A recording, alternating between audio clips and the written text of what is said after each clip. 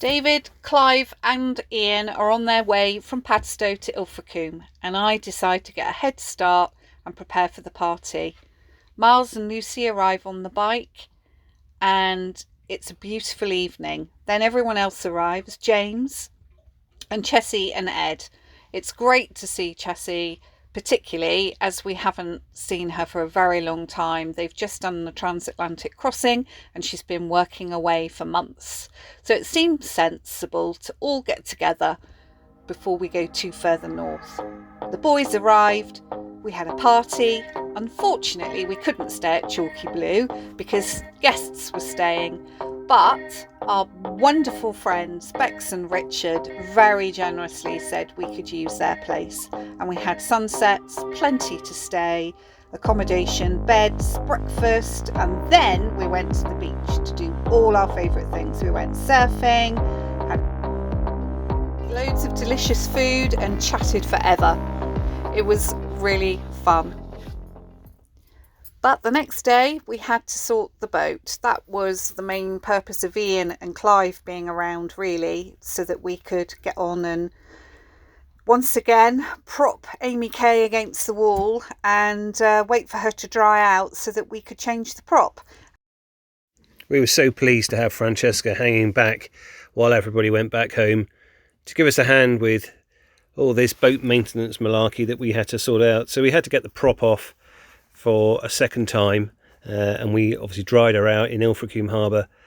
This proved to be a real challenge to knock it off, and in the end we finally did, but it was this is about midnight now, looking at the boat. Francesca's all wrapped up because she's just come back from the Caribbean.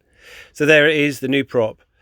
While I go off to Newton Abbot, the boat's floating again, and Francesca and Jenny doing an amazing job in landing her back absolutely perfect, especially when you consider the saga that I had down in Falmouth leaning her against the wall.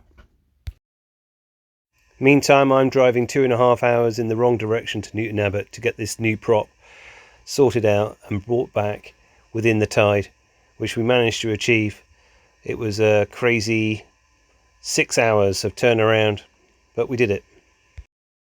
So here we are with a new prop all sorted. The only saga we had left to do was the gearbox.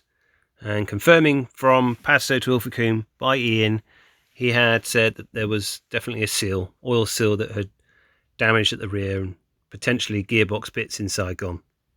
So Ian's here working with me to try and work out the best way to do it, and we decide it's probably better to take the whole engine out and put it into the saloon area, which looks like a bigger job than what it really was in the end. I was so grateful of Ian's input. Honestly, I would have been completely lost without his support.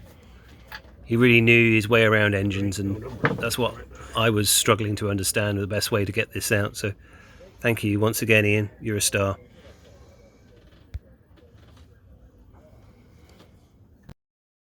So here's the old gearbox taken out. We had a little inspection. We did actually think maybe it might be an idea of perhaps replacing it. We were fiddling with the actual gears and making sure that the things inside weren't damaged, which it didn't seem to be honest, but as I said, it was a bit of a no-brainer for the cost to get a new one.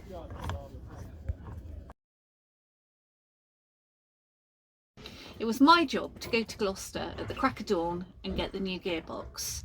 So I drove there and got back in early afternoon, actually, in good time for David and Ian to fit it.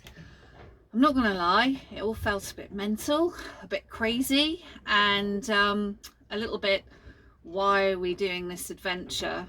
The kids had just left and we'd had such fun with them. And Ilfracombe we're very familiar with, and we'd spent a little bit too long there. But it's an adventure, and an adventure isn't a holiday. There's always going to be these challenges, and we had such superb help and support that, you know, we're really lucky and really pleased to be able to get back on the sea and continue. Jen was absolutely right. This was a low moment, but we really didn't have a lot of options and we needed to continue. And here's Ian trying to fit the new gearbox very successfully with the engine all out and back in and up and running and tested. Perfect.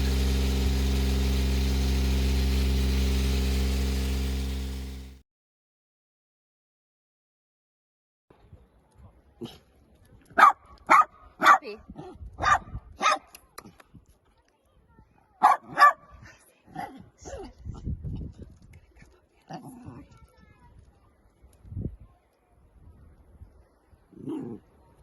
Here it comes.